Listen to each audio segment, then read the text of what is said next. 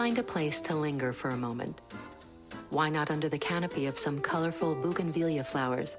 Beneath that structure that looks like a parasol?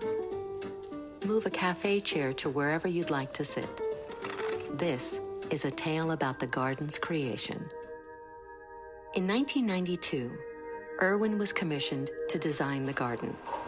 The center's construction was well underway, and he was expected to provide a visual counterpoint to the stark, all-white buildings. I probably met Bob first in 1996. At that time, Jim Duggan ran a retail garden nursery near San Diego. One day, a customer, a landscape architect, told him about an unusual project he was involved with, a garden designed by an artist. They were having trouble interpreting the artist's directions, so could he bring Irwin by? That's how it started. Bob's coming to the nursery. He sees a plant. He asks me about the plant. Bob had this list of 200-300 plants he'd picked out of gardening books, would cut pictures out of and make collages. I knew right off the bat that I couldn't find those plants in San Diego. A year before the garden's opening, and for years after, they collaborated. Irwin relied on Duggan's expertise.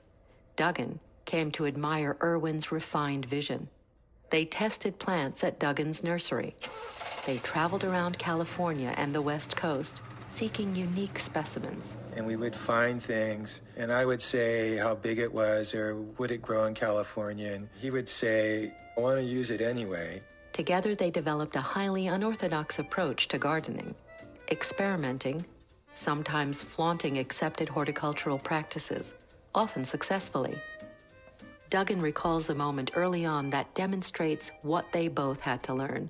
Plants at nurseries are laid out in blocks. He singles this one out and he goes, wow, that is really a great looking plant. And I had to tell him, Bob, that plant's dead. So I had to figure out what he's seeing. There's some structure there. There's some pattern. Bob is looking at the world through an artist's eye.